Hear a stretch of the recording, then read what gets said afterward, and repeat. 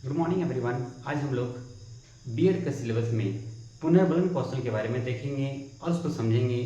पहले हम लोग जान लेते हैं कि पुनर्बलन कौशल कहते हैं किसको।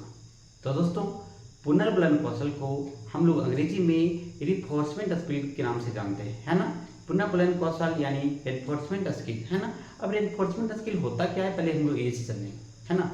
तो हम लोग बहुत ही आसान शब्दों में लिखे हैं कि यह एक शिक्षण कौशल है, यानी ये क्या है, शिक्षण कौशल, है ना। और जिसका प्रयोग हम लोग क्या करते हैं जी, जिसका प्रयोग छात्रों को प्रेरित करने के लिए किया जाता है ना। तो पुनर्बलन कौशल एक ऐसा कौशल है जिसका प्रयोग हम लोग क्या करते हैं, बच्चों को प्रेरित करने के लिए, है ना, बच्चों को जिज्ञासा को और भी बढ़ाने के लिए करते हैं, यानी बच्चों को प्रोत्साहित करने के लिए करते हैं ना। तो प्रोत्साहित करने के लिए जिस कौशल का हम लोग कक्षा में प्रयोग करेंगे उसको हम लोग क्या बोलेंगे जी, पुनर्बलन कौशल कहेंगे।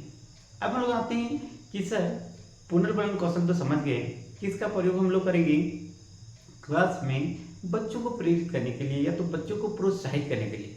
लेकिन हमको ये चीज नहीं समझ में आता है सर कि पुनर्बलन कौशल होते कितने प्रकार के। तो दोस्तों, पुनर्बलन कौशल दो प्रकार के होते हैं। एक है आपका सकारात्मक पुनर्बलन और एक है नकारात्मक, यानी पॉजिटिव रिइंफोर्समेंट और नेगेटिव रिइंफोर्समेंट। आइए हम लोग समझते हैं कि सकारात्मक पुनर्बलन कहते किसको। सकारात्मक यानी पॉजिटिव वे में बच्चों के सामने हम लोग क्या करेंगे, उसको आगे बढ़ाएंगे या तो बच्चों को प्रेरित करेंगे। जैसे कोई बच्चा अच्छा किया तो हम लोग बोलेंगे वाह वेरी गुड, बहुत अच्छा, बैठ जाओ, है ना। या तो फिर बच्चे बोलेंगे वाह तुमने तो बहुत अच्छा किया, है ना। तो बच्चे को क्या करेंगे, पॉजिटिव वे में बच्चे को हम लोग क्या करेंगे, बच्चों को पुनर्बलन करने की कोशिश करेंगे, यानी बच्चों को प्रेरित करने की कोशिश करेंगे। लेकिन नकारात्मक पुनर्बलन में ऐसा पुनर्बलन आता है दोस्तों कि हम लोग बच्चे को क्या करेंगे, डिमोटिवेट हो जाते हैं बच्चे, है ना। जैसे क्लास में अगर मान लीजिए कि हमारे बच्चे आंसर नहीं दे पा रहे हैं, उत्तर नहीं दे पा रहे हैं, तो बच्चे का ऐसा नहीं है गधा कहीं के तुमको कुछ नहीं आता जाता, बैठो तुम तो एकदम बेवकूफ हो जी, ऐसा नहीं बोलना है हमारे बच्चों को, है ना। क्योंकि इससे बच्चे में नकारात्मक प्रभाव पड़ेगा। इसीलिए हमारे क्लास में बच्चे आंसर दे पाए तो भी ठीक है, नहीं दे पाए तो उसको बोलना है कोई बात नहीं बेटा, अगला बार कोशिश करो, तुम और भी अच्छे से करोगे, है ना। तो बच्चे को क्या करना है, हमको नकारात्मक पुनर्बलन के तहत हम लोग बच्चे गलत भी आंसर देते हैं तो बच्चे को डांटना नहीं बल्कि बच्चे को अच्छे से समझा करके बैठा देना है।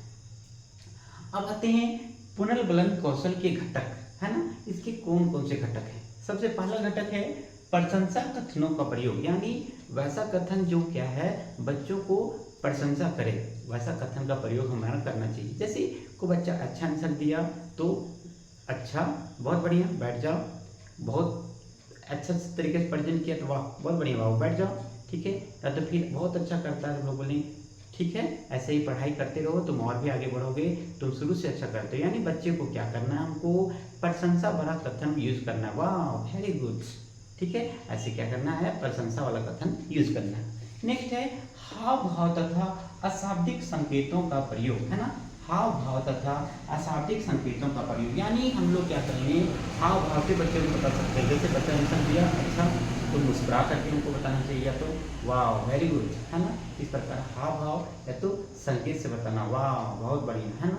तो वाह बहुत बढ़िया तुमने आंसर दिया। इस प्रकार क्या करना है, बच्चे को हमको हाव भाव या तो फिर संकेत से बच्चों को हमको क्या करना है जी, प्रेरित करना है, या फिर बच्चों को प्रोत्साहन को और भी बढ़ाना है। तीसरा है छात्रों के सही उत्तर को श्यामपट्ट में लिखना, है ना। कि अगर हमारे बच्चे अच्छे आंसर दिए तो उसको हम लोग क्या करेंगे, बोर्ड में लिखेंगे और बाकी बच्चों को बोलेंगे आप लोग भी इसी तरह सेल्फ स्टडी कीजिए और पुराना समय में यानी जो भी हम कल पढ़ाते हैं उसको घर में पढ़ा कीजिए, ठीक है। इससे बच्चे क्या होंगे कि वो बच्चा का आंसर बोर्ड में लिखा जाएगा तो ज़्यादा बच्चे लोग जो नहीं सुने थे आंसर या तो नहीं जानते थे वे लोग बच्चे भी सीख पाएंगे। इसलिए बच्चे कुछ भी आंसर देते हैं जो सही रहता है, ठीक है, उसको हम लोग क्या करना चाहिए, श्यामपट्ट यानी बोर्ड में लिखना चाहिए। नेक्स्ट है छात्रों के सुझाव का समर्थन, है ना। छात्रों के सुझाव का समर्थन यानी हमको क्या करना है, बच्चे से भी सुझाव लेना है। कि जैसे दहेज प्रथा एक टॉपिक है ना। तो दहेज प्रथा में आप लोग का क्या सुझाव है, ये क्या हमारे समाज का अच्छाई है या बुराई है, ये क्यों बंद होना चाहिए, इसका क्या दुष्परिणाम आते हैं, इसके कारण क्या क्या समस्याएं हमारे समाज में देखने को मिलती है। यानी बच्चों का भी सुझाव का मौका देना चाहिए कि बच्चे हमारे क्या सुझाव देते हैं इस मामले में। नेक्स्ट है जी एक ही शब्दों का अत्यधिक प्रयोग ना करना, यानी बार बार हमको नहीं बोलते रहना है एक ही चीज जिससे हमारे बच्चे क्या हो गलत इम्पैक्ट पड़े। जैसे कोई बच्चा अच्छा किया तो बार बार ऐसा नहीं कि उसी का नाम लेते रहें, बार बार उसको वाह वाह नहीं करते रहें, बार बार पीठ थपथपाते नहीं रहें, बार बार शाबाशी नहीं देते, यार बार बार शाबाशी भी नहीं देना है, बार बार पीठ थपथपाना नहीं है, और बार बार उसको मतलब किसी भी शाब्दिक या अशाब्दिक प्रयोग कर से बच्चों को एक बच्चा को बार बार पुनर्वलन नहीं करना है। ठीक है, इससे क्या होंगे कि बाकी क्लास के बच्चों में गलत प्रभाव पड़ता है। छठा नंबर है नकारात्मक शाब्दिक कथनों का प्रयोग, यानी हम लोग को क्या करना है, नकारात्मक शब्द नहीं बोलना है। जैसे है गधा कहेंगे, है बेवकूफ कहेंगे, गोबर कहेंगे, ऐसे इस प्रकार से नकारात्मक कथन हम लोग को क्या करना है जी, क्लास में प्रयोग नहीं करना है। तो आज हम लोग पढ़े पुनर्बलन कौशल, जिसकी परिभाषा हम लोग पढ़े, ठीक है, उसके प्रकार